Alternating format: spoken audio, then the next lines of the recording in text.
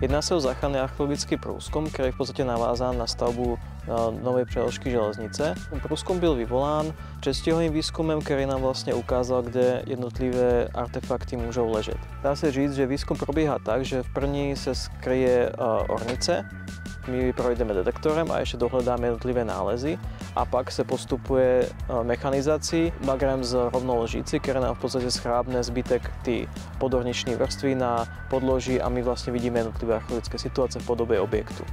Ty objekty potom exkavujeme jednotlivě v rámci těch jam nebo je dělíme na sektory, když jsou to rozlohlejší a větší jamy.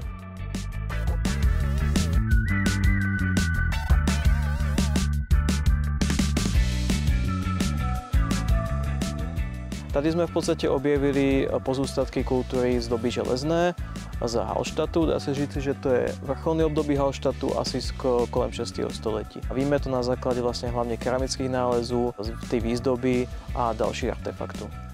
Archeolog je asi jediný člověk, který je šťastný, když je na dně, protože se dokopeme do toho objektu.